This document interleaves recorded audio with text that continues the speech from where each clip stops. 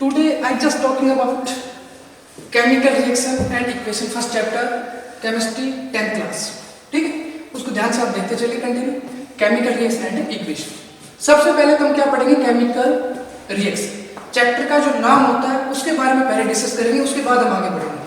तो chemical reaction का meaning सबसे पहले इंपॉर्टेंट है, उसके बाद आता है कि इक्वेशन क्या होता है.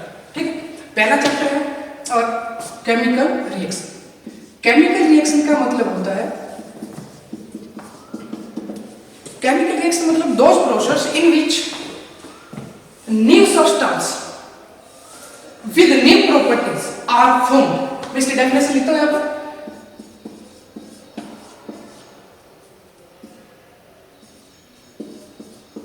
Those process in which new substance with new properties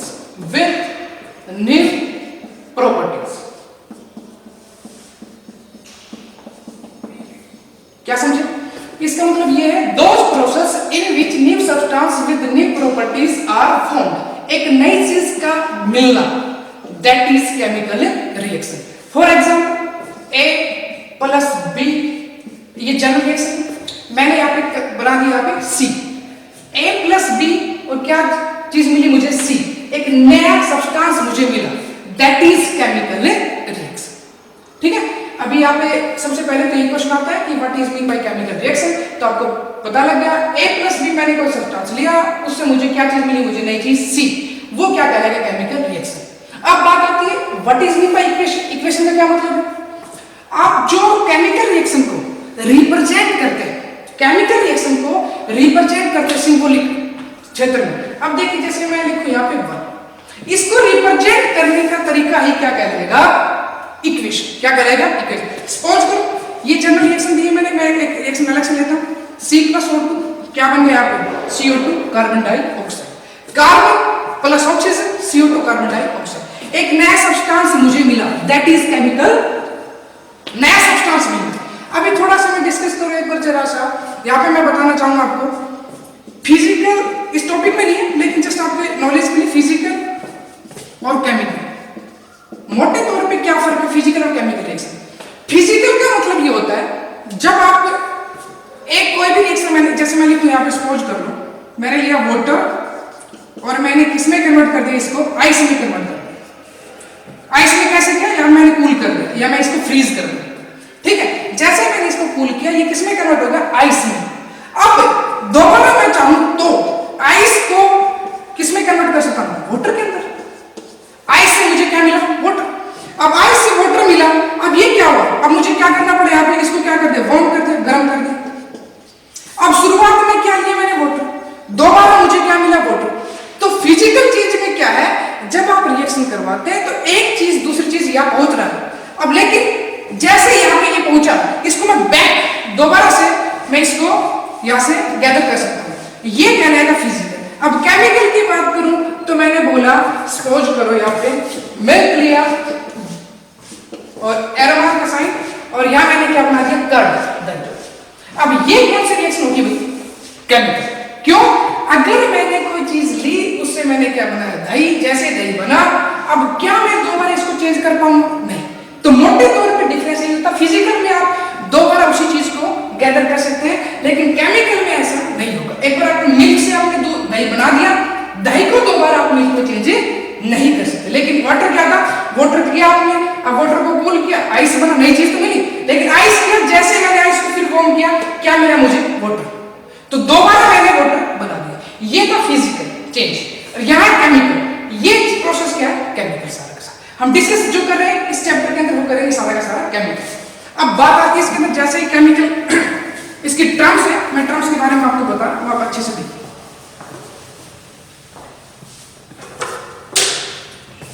देखो ध्यान से. अब इसमें क्या है? नेक्स्ट, जैसे मैंने रिप्रेजेंट किया, अभी मैंने आपको बताया A प्लस बी और क्या बना दिया? C. इसको बोलते हैं केमिकल इक्वेशन. आपने मैथमेटिक्स में पढ़ा होगा, x प्लस वाई और क्या बना देता हूं? x प्लस वाई और क्या बना दिया आपने यहाँ पे? z. As it is A plus B C, या मैं कहूं C प्लस O2 और क्या बना दिया भैया? CO2.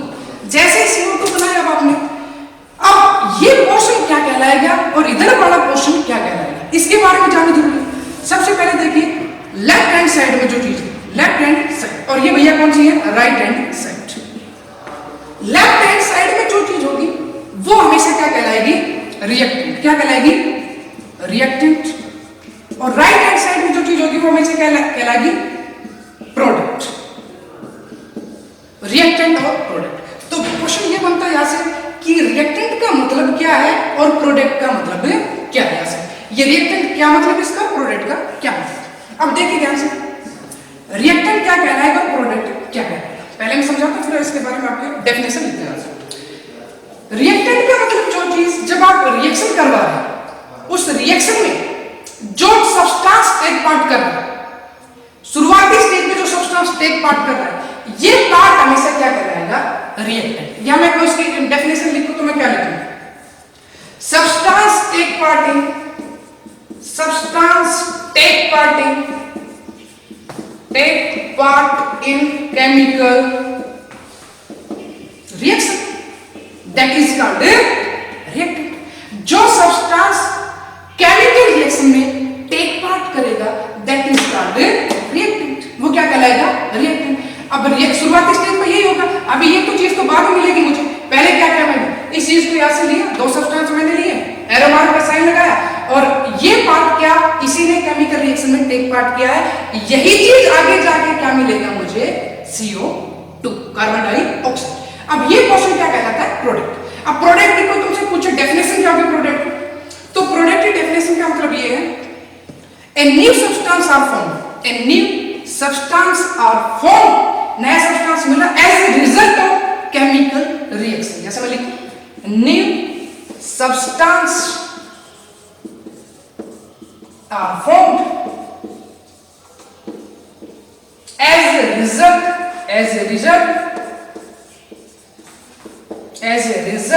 of, new substances are formed as a result of chemical reaction। ये चीज थी तुम्हारा रिएक्टेंट और प्रोडक्ट। और रिएक्टेंट हमेशा किस साइड मिलेगा आपको, लेफ्ट हैंड साइड में, और प्रोडक्ट हमेशा किस साइड मिलेगा आपको, राइट हैंड साइड। तो यहाँ से कॉन्सेप्ट मेरे अकॉर्डिंग तो खत्म, क्योंकि जब हम चैप्टर स्टार्ट करते हैं तो सबसे पहला हमारा यही मकसद होता है कि चैप्टर का नाम पता हो, उसका मतलब हमें अच्छे से पता हो, तभी हम चैप्टर को अच्छे से स्टडी कर पाएंगे। अब आगे मैं बढ़ रहा हूँ, अब इस चैप्टर के अंदर जो चीज गिवन रिएक्शन दे रखी है, अब उन रिएक्शंस पे मैं थोड़ा डिस्कस करता हूँ, वो देखिए।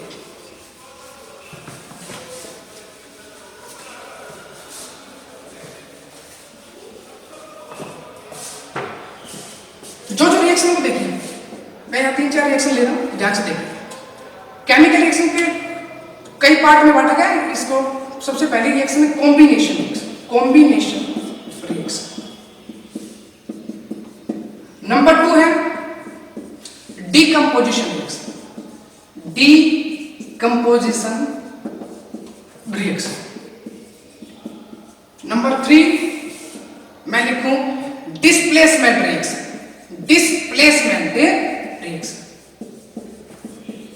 नंबर 4 यहां मैं लिखूं डबल डिस्प्लेसमेंट रिएक्शन।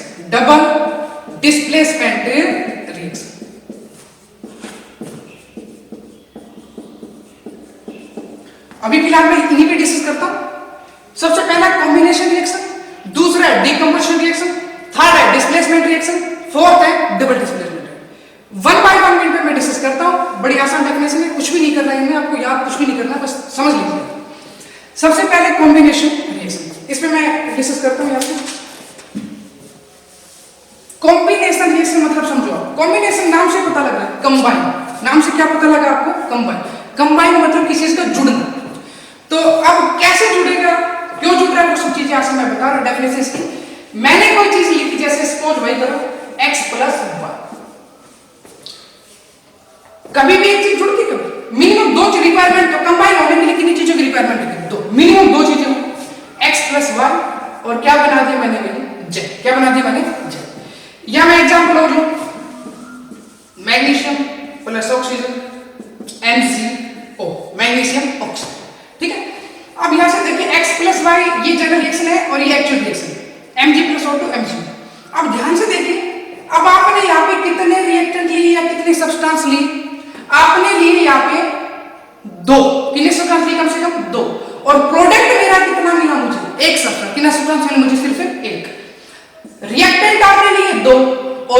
प्रोडक्ट मुझे कितना मिला, 1। तो इसकी डेफिनेशन भी यही होगी, ध्यान से देखिए। इसको मैं जोड़ के लिखूं तो इसको जोड़ के ऐसे लिख सकता हूं, in these reaction या those reaction in which those reaction in which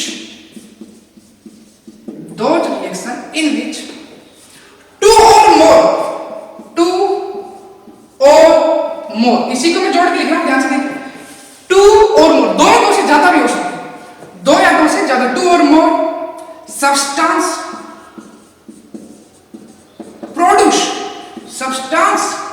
produce 2 or more, the reaction in which 2 or more substance produce a single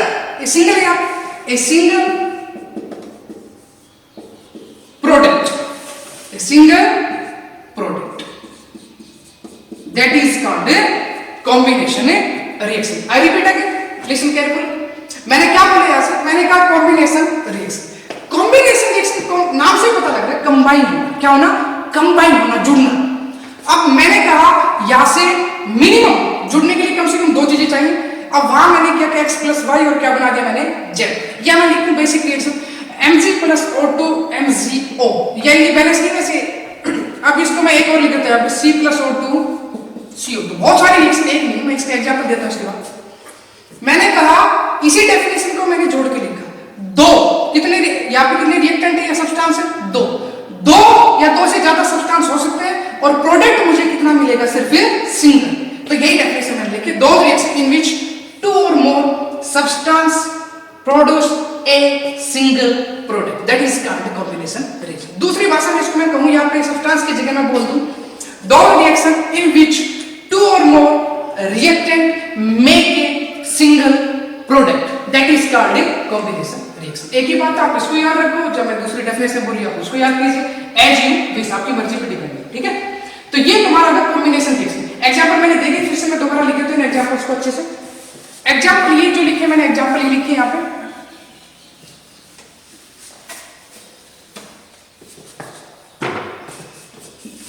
common example सबसे बेसिक है, सबसे आसान और बेसिक एग्जांपल ये common, CO2 carbon plus oxygen. और मैं example दूं यहाँ पे N2 + H2 NH3 ammonia, nitrogen plus, second के नीचे नाम लिखो ज्यादा बेस्ट है, कार्बन, और भैया ये क्या, ऑक्सीजन, और क्या मिला मुझे यहां से, carbon dioxide and it is nitrogen plus hydrogen, क्या मिला मुझे, अमोनिया। तो ये सब चीजें आपको एग्जांपल के कोई पेपर में अगर क्वेश्चन आता है, यहां से आपको कॉम्बिनेशन रिएक्शन की डेफिनेशन देनी पड़ेगी, उसके बाद आपको क्या करना पड़ेगा, यहां से मिनिमम कम से कम एक एग्जांपल आप लिख के आओ। चाहो तो एग्जांपल ले लो, मैग्नीशियम + O2 MgO, ये भी एग्जांपल है। अब सब में एक चीज कॉमन है, चेक कर लीजिए, रिएक्टेंट की साइड कितनी चीजें हैं, मिनिमम 2 चीजें मिलेंगी, प्रोडक्ट जो मिलेगा आपको वो सिंगल मिलेगा, चेक कीजिए। तो इसी को मैं क्या कहने वाला, कॉम्बिनेशन रिएक्शन विद एग्जांपल। आपको कोई डाउट हो तो कंसर्न कर लीजिए। C + O2 मैंने पूरा जो आपको खाका तैयार किया, ये कॉम्बिनेशन रिएक्शन का। फिर से मैं रिवाइज करती हूं, ऐसे जस्ट मैंने क्या कहा, मिनिमम कितने, 2 सब्सटेंस, 2 से ज्यादा भी हो सकते हैं, 2 or more reactant make a single product। या इसको मैंने अभी थोड़ी पहले उस डेफिनेशन के रूप में बोला, चाहे वो याद करो तो वो याद कीजिए, और जो मैं ये बता रहा हूं ये कर लीजिए एज यू। यहां से ये टॉपिक खत्म हो जाता है, कॉम्बिनेशन रिएक्शन। अब बात आती है दूसरी, डीकंपोजिशन है रिएक्शन। अब वो चेकआउट कीजिए कैसे, उसमें क्या मुझे चेंजमेंट करना है वो देखिए। Decomposition reaction,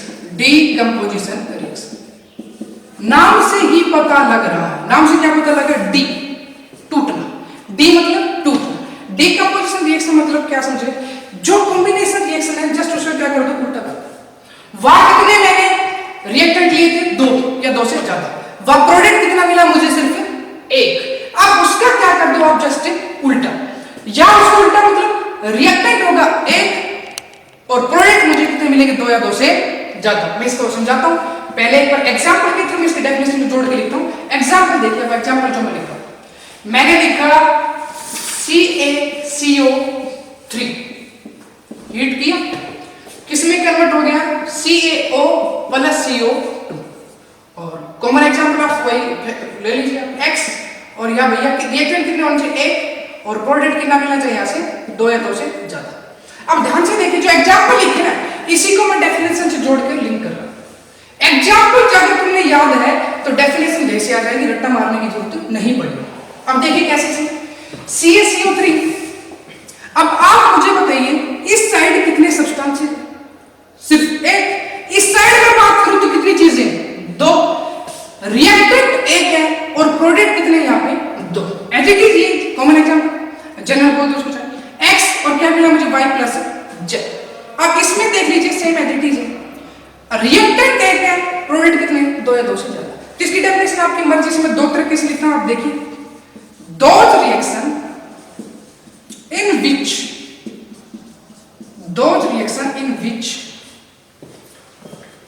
a single substance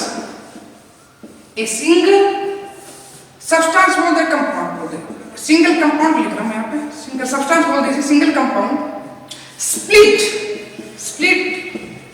up into 2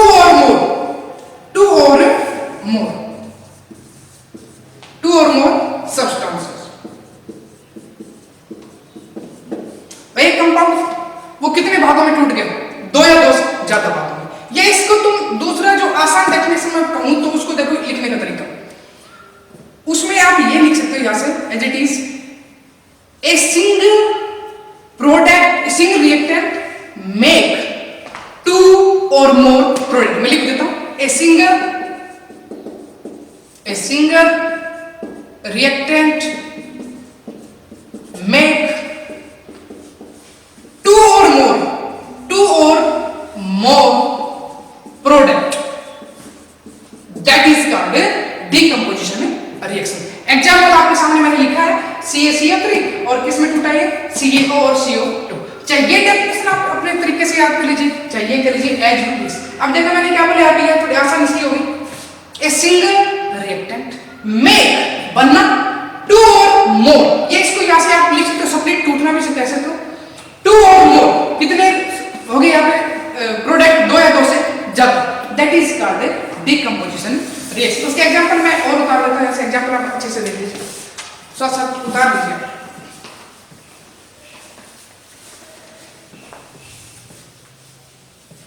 देखिए यहां से सेकंड में एग्जांपल एक और दे रहा हूं, यहां से दूसरा एग्जांपल मैं लिखूं यहां से AgCl।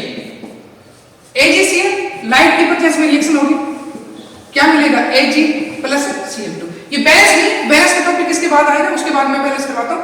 अभी बैलेंस नहीं है लेकिन एग्जांपल है, ये बिल्कुल परफेक्ट है। मैंने क्या लिया, कितने रिएक्टेंट लिए यहाँ पे, सिंगल, प्रोडक्ट कितने मिले मुझे 2। तो मतलब कहने का अर्थ ये है कि सिंगल रिएक्टेंट होगा और प्रोडक्ट कितने मिलेंगे मुझे 2 या 2 से ज्यादा। अब मैं थोड़ा सा इसमें क्या करता हूँ, यहाँ पे कंपेयर करता हूँ मैं जस्ट, ताकि आपको ध्यान रहेगा काफी टाइम तक। कॉम्बिनेशन और डिकम्पोजिशन में मैं थोड़ा डिफरेंशिएट कर देता हूं, यहां से कॉम्बिनेशन और भैया डिकम्पोजिशन, दोनों को मैं डिफरेंशिएट कर रहा हूं यहां से, आपको अच्छे से याद हो जाएगी। अब देखिए कॉम्बिनेशन मैंने क्या कहा, those reaction in which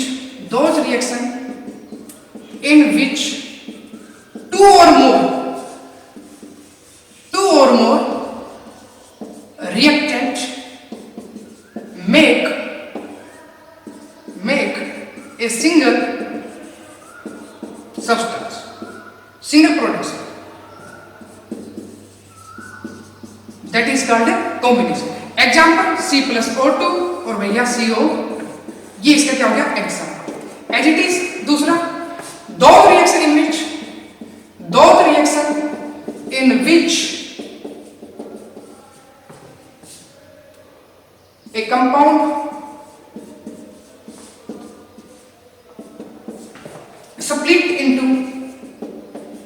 split up into 2 or more product, 2 या 2 से ज्यादा प्रोडक्ट। एक एग्जांपल यहां मैंने लिख दिया CaCO3 और भैया CaO CO2। इनका नाम याद रखो ज्यादा बेस्ट है। Calcium carbonate, CaCO3 calcium carbonate, calcium oxide और कार्बन डाइऑक्साइड, ये दोनों में कंपेयर था। अब देख लीजिए दोनों एक दूसरे के क्या है, उल्टे। एक में कितने रिएक्टेंट, 2, और इधर कितने रिएक्टेंट, 1, इधर कितने प्रोडक्ट, 1, वहां कितने प्रोडक्ट, 2। ये था मोटे तौर पे डिफरेंस। नेक्स्ट टॉपिक आपका आता है डिस्प्लेसमेंट रिएक्शन।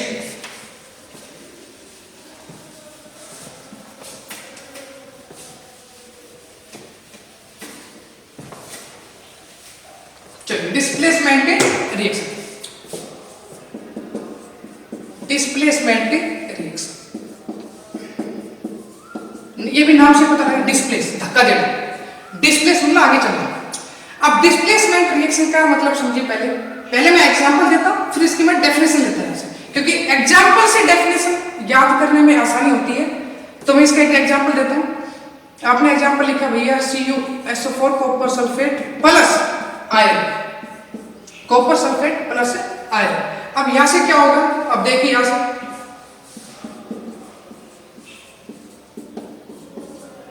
अब क्या हुआ है, एक्चुअली में कॉपर यहां रखा है, सल्फेट है और आयरन। अब क्या होगा, इस कॉपर को ये आयरन क्या करेगा, धक्का मारेगा, क्या करेगा, इसको रिप्लेस करेगा। ये समझ लीजिए एक बच्चा ये है और एक बच्चा ये है और एक बच्चा ये, 3 बच्चे बैठे हैं। अब क्या किया, तीसरे बच्चे ने क्या किया, कॉपर को यहां से भगा दिया बेचारे, और खुद क्या आ गया, सल्फेट के साथ जाके बैठ गया। देख लीजिए चाहे आयरन SO4 कहने का मेरा है, आयरन किसको ले उड़ा, सल्फेट को, और कॉपर बेचारा क्या हो गया, बाहर। That is displacement reaction, that is displacement reaction. अब इसमें डेफिनेशन कैसे याद करोगे, सबसे पहला तो चक्कर ये कि आप डेफिनेशन को कैसे याद रखेंगे। अब आपको third chapter metal and non metal में एक सीरीज लिखाएंगे आगे, उसमें क्या एक रिएक्टिविटी सीरीज दे रखी है, क्या दे रखी है, रिएक्टिविटी सीरीज। उस रिएक्टिविटी सीरीज में ये दे रखा है कि कोई जो भी एलिमेंट वहां पे गिवन है, उनका फिक्स चीज बता रखी है वहां पे रिएक्टिविटी, कि भाई आयरन ज्यादा रिएक्टिव है या कॉपर ज्यादा रिएक्टिव है या सिल्वर ज्यादा रिएक्टिव है, वो एक सीरीज है। उसके अकॉर्डिंग हम डिसाइड करते हैं आयरन ज्यादा रिएक्टिव है या कॉपर ज्यादा रिएक्टिव है। अभी इसमें क्या, आयरन ज्यादा रिएक्टिव होता है एज कंपेयर टू कॉपर। अब इसके डेफिनेशन में लिखूं, यहां से दो तरीके से मैं लिख देता हूं, दो रिएक्शन इन विच, इसी की चीज को मैं देख के डेफिनेशन लिख रहा हूं, ध्यान से देखो, दो reaction in which, those reaction in which a more reactive element displace less reactive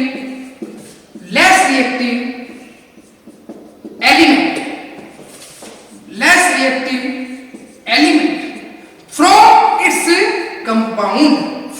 its compound, अब ध्यान से देखिए, यहां से मैंने क्या लिखा, जो मैंने एग्जांपल दिया से वही चीज को मैंने यहां पर रिपीट किया। अब एग्जांपल क्या दिया मैंने, CuSO4 प्लस आयरन, 1-2-3 एग्जांपल और ज्यादा मैं देता हूं, यहां से FeSO4 प्लस कॉपर। अब ध्यान से देखिए, मैंने कहा ये जो आयरन था यहां बैठा था, अब इसने क्या किया, इसको बेचारे को धक्का मारा और इसको क्या कर दिया, बाहर, और खुद इसके जाके पास चिपक के बैठ गया।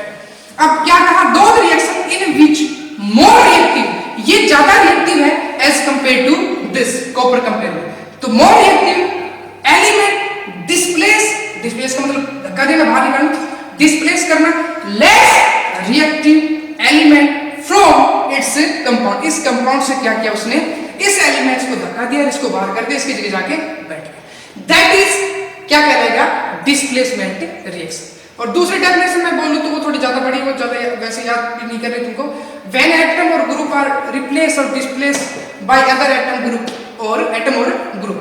तो ये मुझे लग रहा है ये ज्यादा आसान रहेगी याद करने में, तो आप इसको अच्छे से याद कीजिएगा और एग्जाम्पल के थ्रू याद करोगे ज्यादा बेस्ट, क्योंकि आप एक एग्जाम्पल जब आप दिमाग में रखेंगे एग्जाम्पल, तो वो आपको डेफिनेशन याद करने में कहीं कोई दिक्कत नहीं होगी। इसी को देख के मैंने डेफिनेशन लिखी एज इट इज, तो ये तुम्हारा क्या कहलेगा, डिस्प्लेसमेंट रिएक्शन। इसके बाद नेक्स्ट टॉपिक आता है डबल डिस्प्लेसमेंट रिएक्शन। देखिए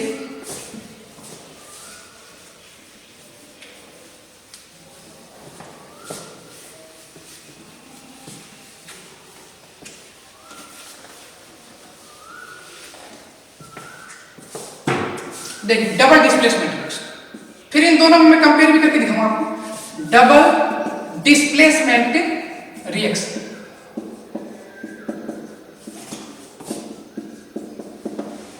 सबसे पहले मैं फिर कह रहा हूं आप एग्जाम्पल को याद कीजिए, एग्जाम्पल के बाद आप क्या क्या डेफिनेशन को बनाइए। सबसे पहले एग्जाम्पल देखिए, यहां से मैं एक एग्जाम्पल दे रहा हूं, barium sulphate plus barium sulphate reaction,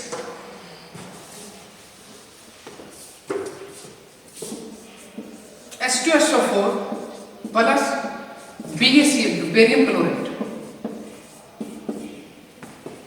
अब ध्यान से देखिए, अब मैंने क्या किया, क्या लिया, sulphuric acid H2SO4 plus barium chloride.